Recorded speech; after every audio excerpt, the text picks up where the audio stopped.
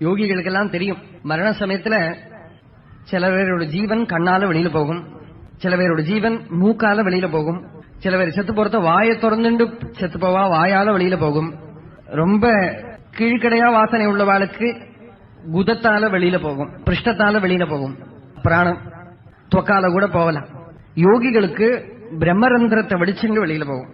ஜீவன் முக்தாளா இருக்கிறவாளுக்கு, அதாவது சரீரத்தில் இருக்கிறதையே பரமாத்ம ஞானத்தை அடைஞ்சு வஸ்து ஞானத்தை அடைஞ்சு இனிமேல எதுவும் அடைய இல்லைன்னு பரிபூர்ண சித்தவருத்தி நிரோதம் யாருக்கு வந்துடுத்தோ அந்த ஜீவன் முக்தாளோட பிராணன் எங்கேயுமே வெளியில போகாது, அப்படியே உள்ள அடங்கிவிடுமா.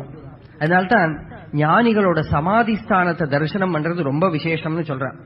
என்னன்னா அவ சரீரத்தை எங்க போட்டிருக்காளோ அந்த இடத்துல அவளோட சர்வ சாநித்தியமும் இருக்கும், ஒண்ணுமே குறைஞ்சு போகாது. அனுகிரக நிகிரக அனுகிரக சக்தி என்னென்ன அவளுக்கு இருந்ததோ சரீரத்தோட இருக்கிறது அதெல்லாம் சரீரம் அடக்கின அப்புறம் இருக்கும். ஏன்னா இந்த சுவாசம் அப்படியே உள்ள அடங்கிடும். அந்த சுவாசம்